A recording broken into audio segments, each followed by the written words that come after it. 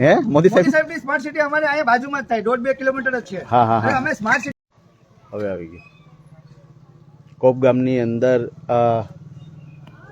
જોઈ રહ્યા છીએ આપણે કોપ ગામની અંદર કેવી ગંદકી છે બહુ પુષ્કળ હેરીએ ગંદકી છે આવી શરીર છે આવી શેરીએ ઓ એક હેરી બાકી નથી એટ મોટે જાપીથી રામાપીરના મંદિરે નવી નિશાળ અમારા ગામમાં બનેલી છે ના છોકરાઓને વરસાદ જાડો મોટો થાય એટલે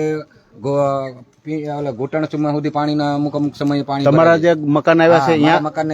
અમારી બાજુમાં તમે મોટે જાપીથી માંડીને અમારી બાજુમાં હાલો આવી તમને બતાવો બહુ જ ગંદકી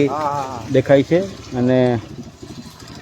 કેટલી વસ્તી છે અહીંયા આશરે 10 થી 12 હજારની વસ્તી છે વસ્તી કેટલી છે 10 થી 12 હજારની વસ્તી છે 10 થી 12 હજારની વસ્તી છે હા અને કઈ જ્ઞાતિના માણસો વધારે રહે વધારે કોળી સમાજ છે પછી મુસલમાન છે વાસમાથી છે દલિત સમાજ બધી સર્વે સમાજ છે 18 વર્ણ છે હા હા અહીંયા તો તમારું દીવની બાજુ હા અમારે દીવની બાજુમાં સ્માર્ટ સિટી બને પણ અમારો ગામમાં જ ક્યાં કઈ છે મોદી સાહેબની સ્માર્ટ સિટીના માણસો છે. આ જો તો હા, બતાવો સ્માર્ટ સિટી. અહીંયા ભારતીય જનતા પાર્ટીનું ગામની અંદર તાલુકા પંચાયતમાં કોણ તાલુકા છે પંચાયત છે જિલ્લા પંચાયત છે અને સરપંચ છે સરપંચ હા ધારાસભ્ય પણ છે અને સંસદ છે સંસદ છે હા અને આવી હાલત તમારી આવી હાલત એટલે કે જવા જો પકોડી હા હા નહીં કોપ ગામની અંદર ને એટલી બધી વસ્તી હોવા છતાં લાચાર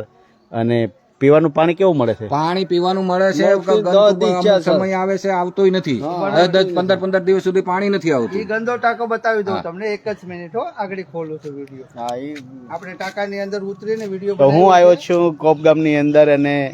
રિયાલિટી ચેક કરતા એવું લાગે ગંદકી બતાવો. હા બતાવો રામભાઈ આ અમારા ટાંકાની અંદર ગંદકી છે. આ ગામનો પીવાના ટાંકો છે. આ પાણીનો ટાંકો એક ગંદો છે આ એની અંદરનો વિડીયો વિડીયો લેવામાં આવ્યો બનાવેલો છે. છે બરાબર અને લોકો બરાબર એક શેરીની અંદર રાડું પાડી રહ્યા છે છતાં ભારતીય જનતા પાર્ટીનું પેટનું પાણી હલતું નથી. તો ગુજરાતની અંદર સ્વચ્છતા અભિયાન છે એ સદ્ધર નિષ્ફળ ગયું છે અને જે વાત કરી રહ્યા છે વડાપ્રધાન બરાબર સબકા સાથ સબકા વિકાસ એ જૂઠી રહી છે.